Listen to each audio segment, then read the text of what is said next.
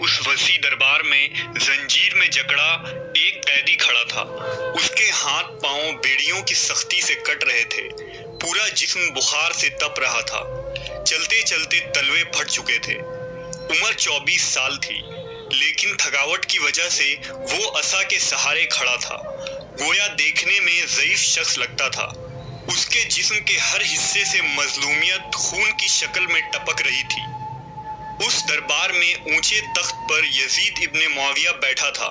उस कैदी की हालत काबिले रहम थी, मगर उसके सीने में हैदरी जिगर था जिसकी बेबाकी उबल पड़ी। और कैदी दरबारियों से बुलंद आवाज में मुखातिब हुआ, कहने लगा, रसूले खुदा मोहम्मद सल्लल्लाहु अलैहि वसल्लम हमसे हैं, अमीरुल मोमिनीन अली हमसे हैं।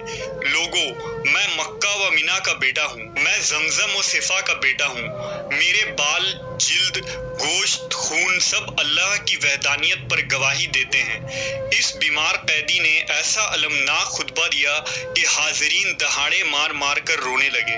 उस मजलूम असीर को तारीख इमाम ज़ैनुल आबिदीन के नाम से जानती है, जो इमाम सज्जाद के नाम से भी मशहूर हुए। इमाम का पूरा नाम अली इब्ने हुसैन बिन अली इब्ने अबी तालिब था, जिनकी पैदाइश सन 38 हिजरी में मदीना में हुई।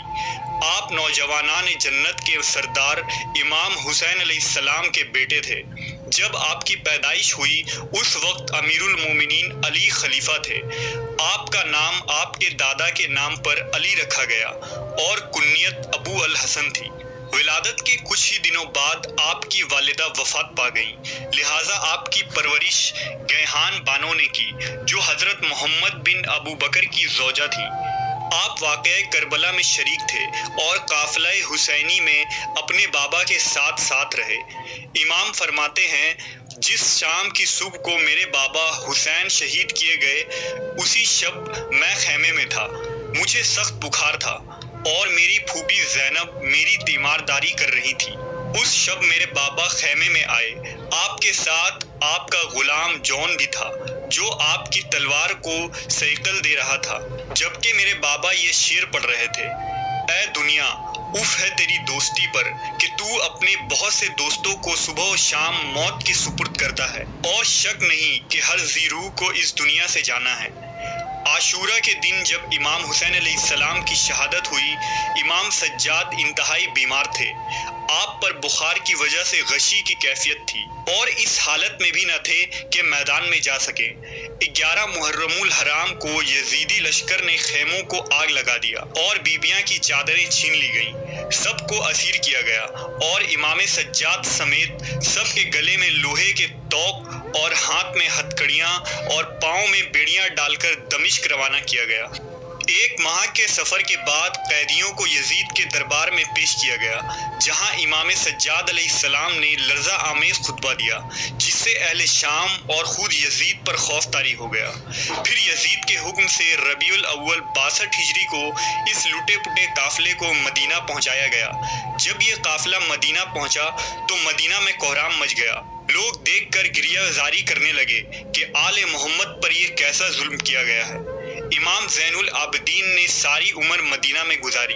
जब इमाम लोगों को शाम के बाजारों में आले मोहम्मद पर की जाने वाली जुल्म और ज्यादतियों को बयान करते तो लोगों के आंखों से आंसू जारी हो जाते और लोग गिरियाजारी करने लगते। एक दफा जब इमाम सज्जाद से पूछा गया कि आपको इस पूरे सफर में कहां पर सबसे ज्यादा मुसीबत का सामना करना पड़ा, तो आपने आह भरी और फरमाया, शाम शाम शाम। आप हमेशा लोगों को करबला में अहले बैत रसूल पर जो जुल्म हुए उसकी दास्तान सुनाते और गिरिया करते। जब अपने बाबा की कटी हुई सर को याद करते तो बेहोश हो जाते। रिवायत के मुताबिक वाक़या करबला के बाद इमाम सज्जाद अलैहिस्सलाम को कभी मुस्कुराते हुए नहीं देखा गया। आप निहायत ही इबादत गुजार और रहमदिल शख्स थे। मदीना के मुफलिस और यतीम लोगों की बेपनाह मदद किया करते और बेशुमार घरों में रात के अंधेरे में जाते और अनाज सदका फरमाते। आपके जनाजे पर हजारों लोग जमा हुए, जिनकी किफालत अकेले इमाम सज्जाद पूरी जिंदगी करते रहे थे। قیام مختار اور توابین کی تحریک کو بھی امام سجاد علیہ السلام کی حمایت حاصل تھی، البتہ امام کو خلافت کی کوئی چاہت نہ تھی، اس لیے آپ نے کبھی خروج نہیں کیا اور عبادت و ریاضت میں ہی گوشہ نشیں رہے۔